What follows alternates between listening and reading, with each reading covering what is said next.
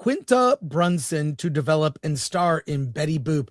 This is very unusual because Betty Boop is coming into the public domain. I had a film producer, indie film producer, friend of mine, won't say who.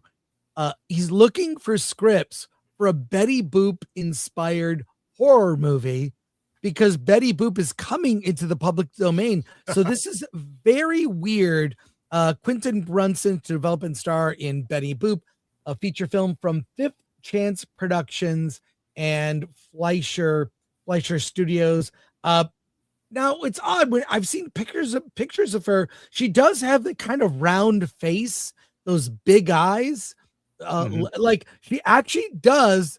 Maybe if you light her in a certain way, she can pass for Betty Boop.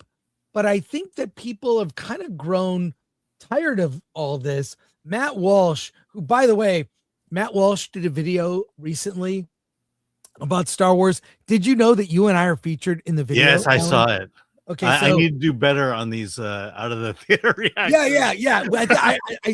Yeah. Same. I come out. I was like tired, exasperated, annoyed, and then Matt Walsh clips us, uses us in his Star Wars video.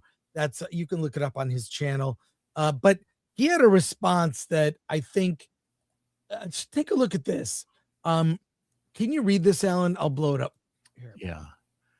There's only one reason to bring back an iconic piece of Americana, just to race swap it like this. Even a faithful Betty Boop reboot probably wouldn't sell many tickets. A race swap Betty Boop has absolutely no chance of success, but they do it anyways out of spite. They aren't even trying to make money anymore. It's pure resentment. Yeah, and this was from Discussing Film, which I may be blocked. Maybe that's why that didn't show up. What do you think about this? Look, I actually looked up Betty Boop cartoons. This is months ago, and was talking to my friend about what would make, because I have friends of mine that are indie filmmakers that make low budget movies. They'll call me up and say, do you know anyone who has a script, a horror script? It takes place in one location at a house on a lake. Do you know anyone? And I don't know.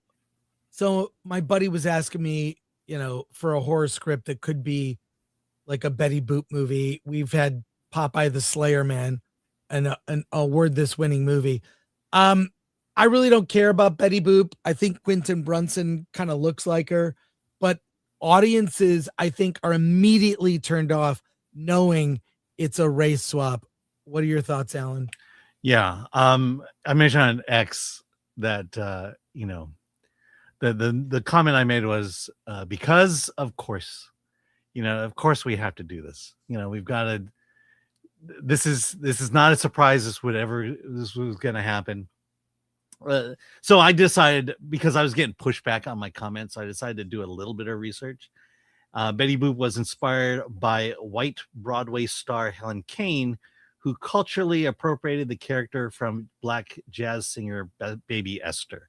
So it was a white woman who stole the act of Baby Esther. In fact, she was sued for it by Baby Esther for stealing her act and making it. Which makes me think, well, so when Amos and Andy came out on the radio, portrayed by two white men, but when the TV series came out, they swapped it to black men as appropriate. So therefore, it's okay now. It's like people didn't accept Amos and Andy, by finally casting them as black men. I don't think that, the logic just doesn't play here. And then to your point, who cares? Am I going to spend money on this? Do people these days remember Betty Boop? Who is she? Can you tell me who she is? Well, Can you tell me what made her famous? I'm not talking you specifically, but I'm talking about people under 40. Right. What was the attraction for you? Speaking of Amos and Andy, I used to watch that when I was a kid. I thought it was really funny. It was just two guys trying to come up with some way to make money, always pulling some. Kingfish was the whole thing. They should do an Amos and Andy reboot starring Shane Gillis and Tony Hinchcliffe. That would be, think about that. Think about that. That could be Or really better good. yet, make it animated. The characters are black, and it's voiced by Shane Gillis and Tony Hinchcliffe.